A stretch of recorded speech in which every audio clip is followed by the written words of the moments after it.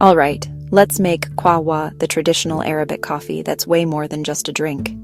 It's hospitality in a cup. First things first. You'll need lightly roasted Arabica coffee beans, cardamom pods, maybe a pinch of saffron, and water. That's it. No fancy equipment, just a pot, preferably a dalla, but any small saucepan works. Start by measuring out about 3 tablespoons of the coffee beans. Grind them coarsely, not too fine. Think sand, not powder. That texture helps keep the coffee from getting too bitter. Next, let's tackle the cardamom. Crush 6 to 8 pods with the side of your knife or a mortar and pestle.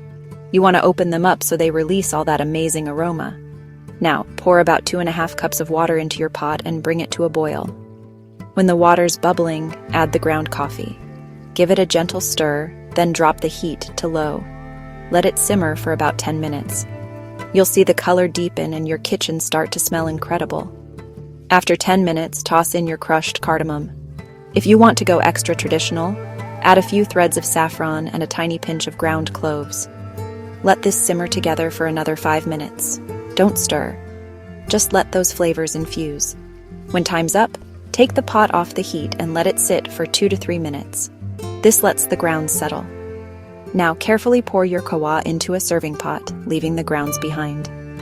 Traditionally, it's served in small cups. No sugar, but you can offer dates or dried fruit on the side. Take a sip. It's light, aromatic, not like regular coffee at all. Every cup is a little invitation, a way to connect, share stories, and show respect.